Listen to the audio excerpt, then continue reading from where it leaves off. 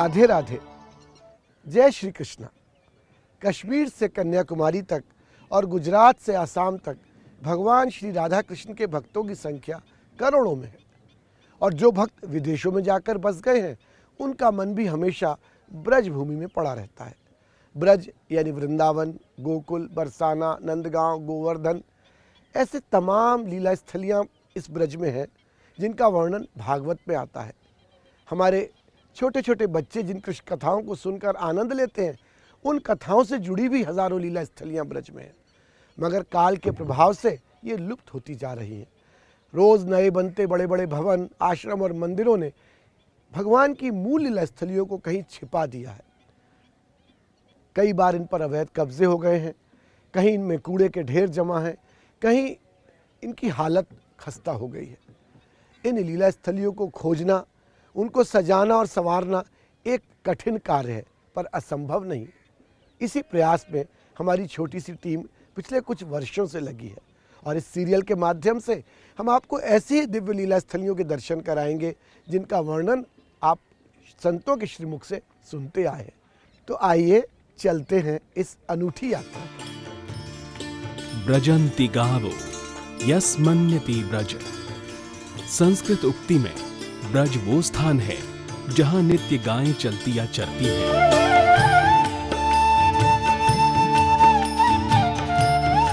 पुराण साहित्य में प्रयुक्त ब्रज मथुरा के समीपवर्ती नंद का ब्रज यानी गोष्ठ विशेष का अर्थ देता है। इसी प्रकार गोष्ठ, गोठ या सार में सभी प्रकार के पशु रहते अथवा चलते फिरते होंगे, पर गायों की अधिकता के कारण ब्रज शब्द का संबंध गाय से ही जोड़ा गया है।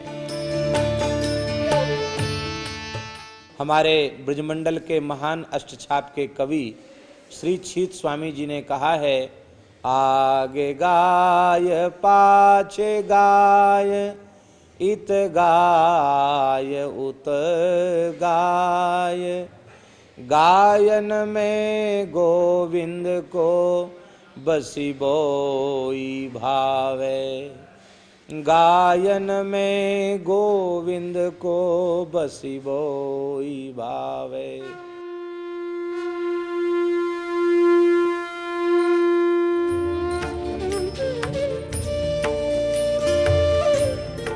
ब्रज 84 कोस पावन स्थली गोलोक का एक दिव्य खंड विशेष है।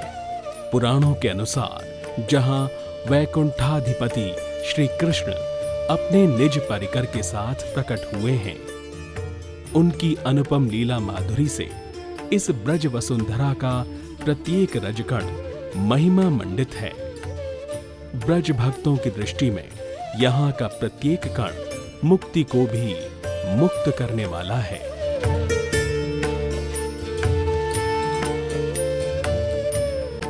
मुक्ति कहे गोपाल से, मेरी मुक्ति बता, ब्रज रज उड़ मस्तक लगे और मुक्ति मुक्त रह जाए।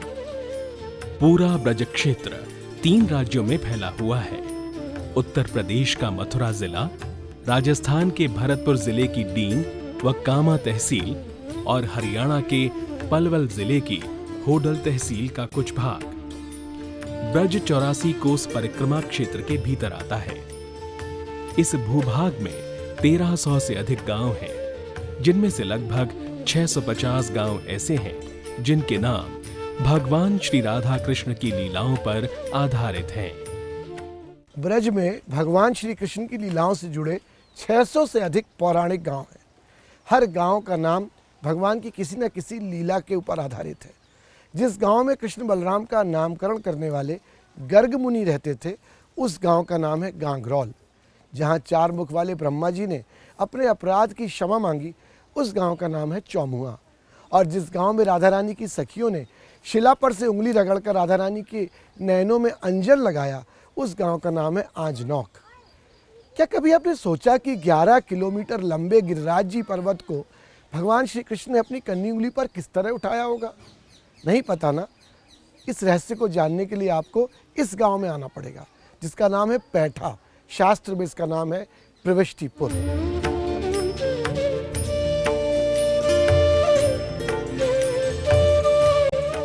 यहाँ एक सुरंग है जो सीधी गोवर्धन पर्वत के केंद्र तक जाती है।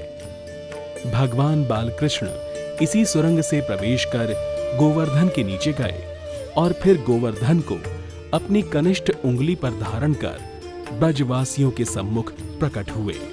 इस तरह हर गांव हमारे ठाकुर की लीलाओं की कोई ना कोई मनोहारी कथा छिपाए हुए है। अगर आपने ब्रज 84 कोस की यात्रा की है तो ब्रज के ऐसे अनेक गांवों के दर्शन किए होंगे जहां भगवान की कोई ना कोई लीला हुई। आज़ादी के इतने वर्ष बाद भी ब्रज के ये दिव्य गांव बुनियादी सुविधाओं के लिए तरस रहे हैं। अगर हम सब मिलकर इन गांवों की दशा सुधार दें तो न सिर्फ ब्रजवासियों की सेवा होगी बल्कि दुनिया भर में रहने वाले करोड़ों भक्तों और उनकी आने वाली पीढ़ियों को भगवान की लीला स्थलियों के दर्शन करना और भी सुलभ हो जाएगा।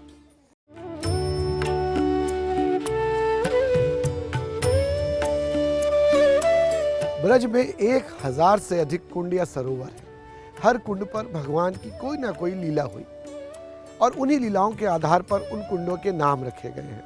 जैसे ये कुसुम सरोवर है, कहते हैं कि यहाँ राधा रानी का श्री कृष्ण ने फूलों से श्रृंगार किया था। इस कुंड से जुड़ी एक कथा और है। जब भगवान द्वारका से अपने लोक चले गए तो उनके बाद वैजनाभ जी उनकी 16,108 रानियों को लेकर यहाँ आए और यहाँ उन्हें भागवत श्रवण कराया। उसके बाद भगवान का विराट रूप प्रकट हुआ और रानियां उसमें समा गईं, इसलिए इसे सती स्थल भी कहते हैं। इसी तरह हर कुंड पर कोई ना कोई दिव्य लीला हुई।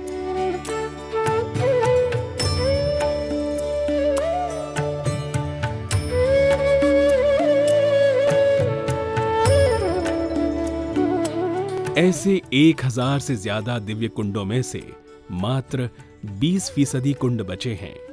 शेष में जल की एक बूंद नहीं।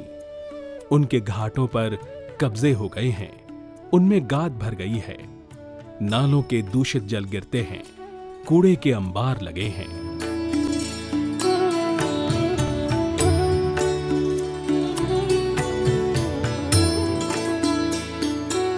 इन सब कुंडों का जीर्णोद्धार वैज्ञानिक तरीके से किया जाना है, जिससे भूजल स्तर बढ़े, ब्रजवासियों को लाभ मिले और भक्तों व तीर्थयात्रियों को भी सुख की प्राप्ति हो। आपने भगवान राधा कृष्ण की लीलाओं के सैकड़ों चित्र देखे होंगे, जरा उनका स्मरण कीजिए। क्या किसी की पृष्ठभूमि में आपको कोई भवन नजर आता है? भगवान श्री राधा कृष्ण की तो सब लीलाएं ब्रज के कुंडों पर, यमुना तट पर, पर्वतों पर या वनों में हुई, जिनका आज तेजी से विनाश होता जा रहा है। ब्रज भक्ति विलास नाम के ग्रंथ में 137 दिव्य वनों का वर्णन आता है, जहां जुगल जोड़ी सरकार ने अपनी लीलाएं की। इनमें 48 वन प्रमुख हैं, 12 वन, 12 उपवन, 12 प्रतिवन और 12 अधिवन। वृंदावन तो एक वन है। ऐसे तमाम वन ब्रज में थे, पर समय की मार से वनों का तो विनाश हो गया। कंक्रीट के जंगल बनते जा रहे हैं, बड़े बड़े भवन, अट्टालिकाएं, ऊंचे ऊंचे मंदिर, और इस सब में खोता जा रहा है ब्रज का नैसर्गिक पुरातन।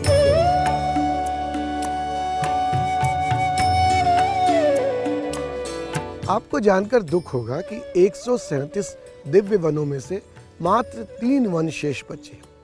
शेष की हालत बताने से दिल भर आता है। इन 3 वनों में से भी 2 का जीर्णोद्धार हाल ही के वर्षों में किया गया है। इसी तरह एक एक करके सब वनों को सजाना है, संवारना है और इनके उसी रूप को वापस लाना है जब कभी राधा कृष्ण और उनकी सखियां यहाँ विचरण किया करते थे।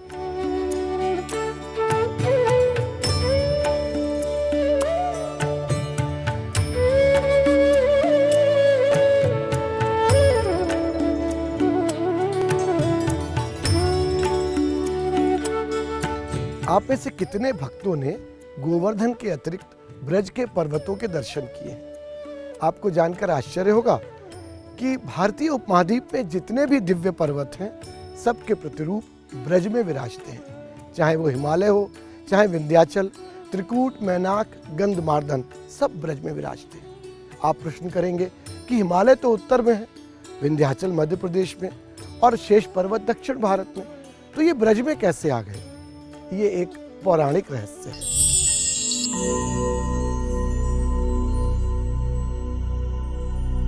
दरअसल 84 लाख योनियों में से पर्वत भी एक योनि है। पर्वतों का भी जन्म होता है, ये बूढ़े होते हैं और इनकी मृत्यु होती है। सतयुग में आध्यात्मिक पर्वतों ने भगवान से प्रार्थना की कि उन्हें लीलाएं देखने का अवसर मिले।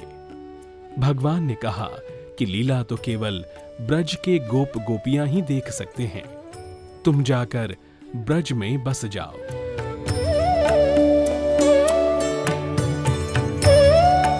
द्वापर में जब वहां तुम्हारे ऊपर वंशी वादन करूंगा, गौचारण करूंगा और रास करूंगा, तब तुम मेरी लीलाओं के दर्शन कर लेना। भगवान के इस आश्वासन पर सारे आध्यात्मिक पर्वत आकर ब्रज में बस गए। इनका वर्णन पुराणों में आता है। यहाँ जो पर्वत बने हैं ब्रह्मगिरी पर्वत हैं, ये चोटियाँ ब्रह्मा जी का मस्तक है। ये नंदगांव जो है ये शिव जी नंदीश्वर हैं। स्कंद पुराण में आता है यत्रा हम पर्वतो भूय बल कृष्ण सुते नमः। हे यशोदे, मैं यहाँ पर्वत बन करके और तुम्हारे लाला के चरणों की प्राप्ति के लिए मैं हूँ, तो नंदीश्वर पर्वत कहते हैं। विष्णु रूप साक्षात श्री गिरिराज जी हैं। इसके अतिरिक्त जितने पर्वत हैं ये सभी लीला स्थलियाँ हैं। जैसे विश्व के जितने भी पर्वत श्रेष्ठ हैं उनको भगवान ने ब्रजवास दिया है। ये आदि बद्री के पास जितना क्षेत्र है, जैसे विंध्याचल को भगवान ने वहाँ निवास दिया है, गंधमादन को वहाँ निवास दिया है, त्रिकूट को दिया है, मैनाक को दिया है, रोहिताचल को दिया है, नर पर्वत, नारायण पर्वत, हिमालय के जितने पर्वत हैं ये सब यहाँ ब्रज में वास करने के लिए तरसते थे। तो विश्व के श्रेष्ठ पुण्य पर्वतों को भगवान ने यहाँ पर निवास दिया। इन पर्वतों को भवन निर्माण के लिए खान माफियाओं द्वारा डायनामाइट लगाकर बेदर्दी से तोड़ा जा रहा था, जिसे रोकने के लिए लंबा संघर्ष किया गया। सबसे पहली बात तो यह है कि ब्रज में जो डीग और कामत है, पर्वत है, उन सब पर्वतों का वर्णन शास्त्रों में आता है। रक्षा हो, रक्षा हो, रक्षा हो, रक्षा हो, रक्षा हो, रक्षा हो, रक्षा हो, रक्षा हो। यमराज की बहन और भगवान श्री कृष्ण की पटरानी यमुना जी ने भगवान श्री राधा कृष्ण की अनेक लीलाओं के दर्शन किए हैं। इनके जल में जुगल जोड़ी सरकार जल क्रीड़ा करते थे, यमुना जी के तट पर रास रचाते थे, भगवान चीर हरण की लीला करते थे और जल भरने आने वाली गोपियों की मटकी फोड़ा करते थे। मोहे पनघट पे नंदलाल छेड़ गयो रे, मोरी नाजुक कलैया मरोड़ गयो रे। यमुना के तट साक्षी रहे हैं जुगल जोड़ी सरकार की अनेक लीलाओं के। यमुना में बहने वाला जल साधारण जल नहीं है, ये तो युगल जोड़ी सरकार के श्रम बिंदु हैं। उनके अंग का स्वेद है, पसीना है, जिसमें चंदन और केसर मिश्रित उनका अंगराग भी घुला मिला है। ऐसी दिव्य यमुना जो हमें यम के फंदे से मुक्त करती है, आज खुद दिल्ली की तमाम गंदगी के कारण अपनी सहनशीलता से 10 लाख गुना ज्यादा प्रदूषित हो चुकी है। पर्यावरणविदों के अनुसार यमुना एक मृत नदी है, जिसमें यमुना जल की एक बूंद भी नहीं है।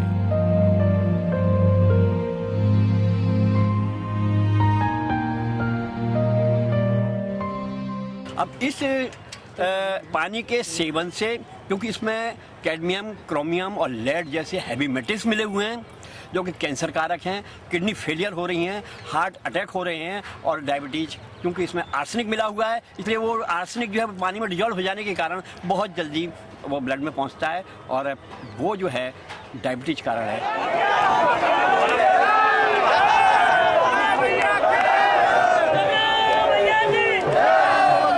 संतों और भक्तों द्वारा पिछले 20 वर्षों से यमुना मुक्ति के लिए संघर्ष किया जा रहा है।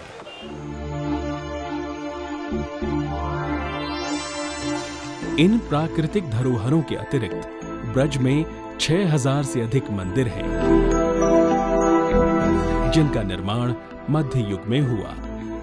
आतताइयों के हमले और हमारी उपेक्षा के कारण इनमें से ज्यादातर दुर्दशा को प्राप्त हैं, जिनका जीर्णोद्धार किया जाना है। ये है ब्रज की नैसर्गिक धरोहरें।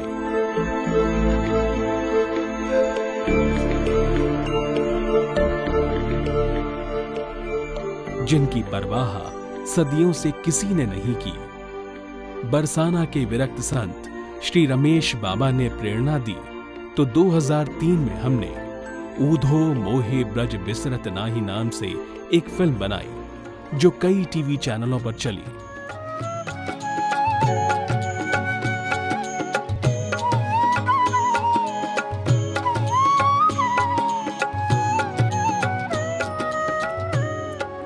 इसके बाद से ही ब्रज की धरोहरों के वैज्ञानिक अध्ययन, जीर्णोद्धार व संरक्षण का गंभीर प्रयास द ब्रज फाउंडेशन ने प्रारंभ किया।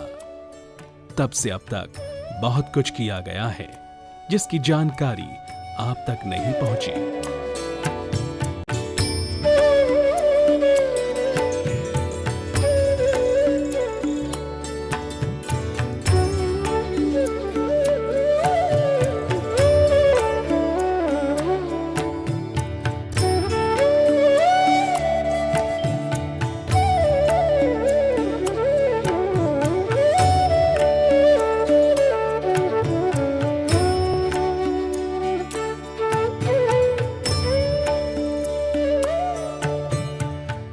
आओ सजाएं कान्हा का ब्रज। इस सीरियल के माध्यम से हम ब्रज क्षेत्र में स्थित भगवान की अनेक दिव्य लीला स्थलियों के आपको दर्शन कराएंगे, उनका महात्म बताएंगे, उनकी दुर्दशा की भी जानकारी देंगे और उनके जीर्णोद्धार और सौंदर्यीकरण के लिए किए जा रहे प्रयासों से भी आपका परिचय कराएंगे। भागवत सप्ताह तो आपने अनेक बार सुने होंगे, पंडालों में भी और टेलीविजन चैनलों पर भी।